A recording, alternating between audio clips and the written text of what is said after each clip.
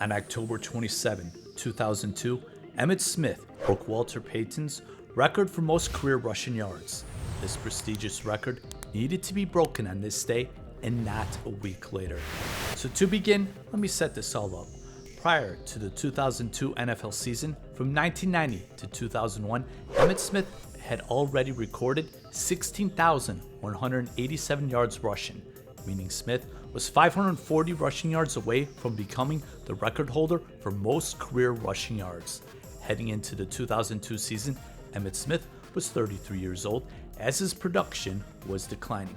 In 2001, Smith, he did record 1,021 yards rushing in 14 games, averaging about 73 yards a game with an average of 3.9 yards per carry, which was his lowest since his rookie year. So through his first 7 games of the 2002 NFL season, Emmitt Smith averaged about 64 rushing yards a game, totaling 447 yards rushing, meaning Smith is only 93 rushing yards away from being the all-time leading rusher and holding the NFL's most prestigious record. At least back then, I'd say it would be the NFL's most prestigious record. I don't know about how NFL fans feel currently, but anyway, with all the information that I have shown, it seems like it's going to take 2 games for Smith to become the rushing yardage king.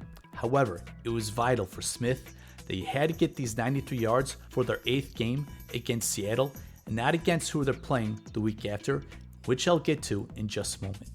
Now, perhaps the odds were against Smith to get at least 93 yards rushing, but luckily for Smith and the NFL, Seattle, they had the worst rushing defense in 2002. In fact, the Seahawks, they were last in the NFL in rushing yards allowed and last in allowing 4.9 yards per carry.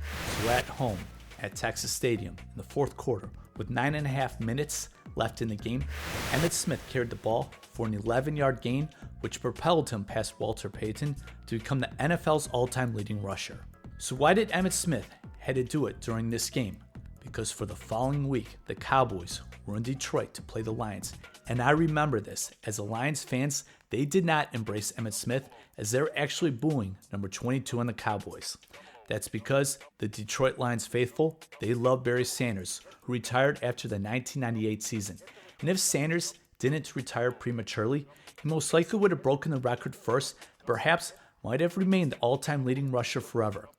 Now this is from a Toledo Blade article by Donald Emmons.